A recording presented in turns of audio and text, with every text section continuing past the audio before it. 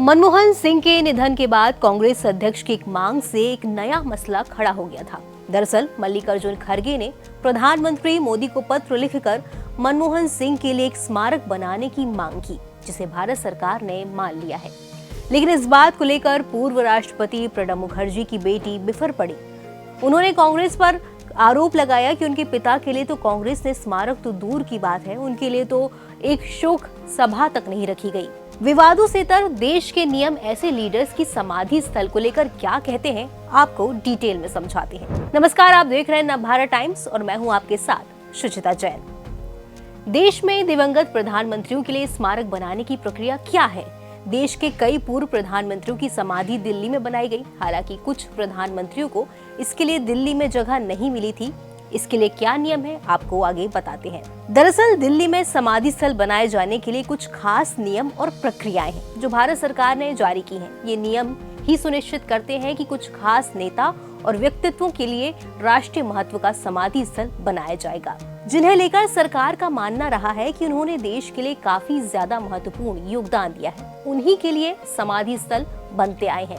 आमतौर पर इस कैटेगरी में ये 4 लोग आते हैं: भारत के राष्ट्रपति, भारत के प्रधानमंत्री, उप प्रधानमंत्री, अन्य राष्ट्रीय महत्व के व्यक्तित्व।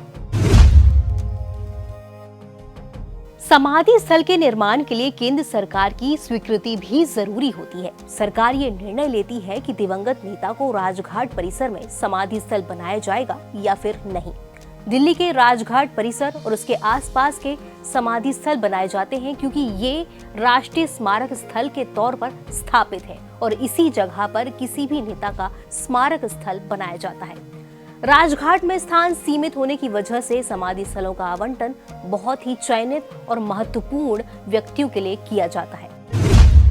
अब जानते हैं कि समाधि बनाने के लिए नियम और प्रक्रिया क्या है। समाधि स्थल केवल उन नेताओं के लिए बनाए जाते हैं जिन्होंने राष्ट्रीय और ऐतिहासिक महत्व का योगदान दिया हो।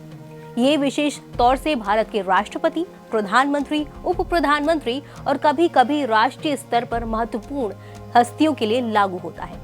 आमतौर पर सिर्फ उन नेताओं को ये सम्मान मिलता है जिनका योगदान असाधारण और सर्वमान्य हो।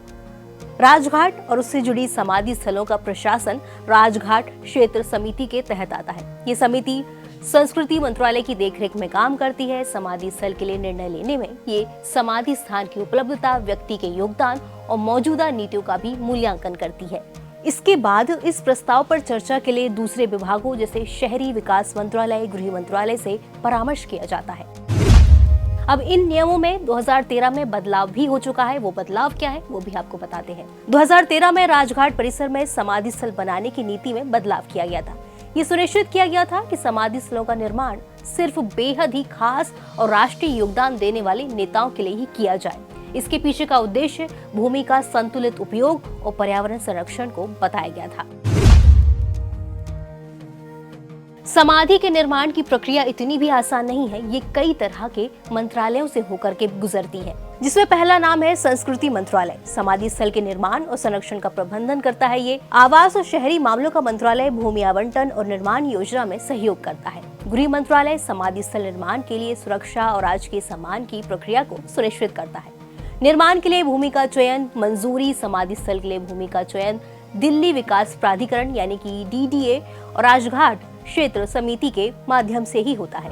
हमारी इस खबर में इतना ही। ऐसी ही तमाम खबरों को देखने के लिए बने रहिए नवभारत टाइम्स के साथ। नमस्कार।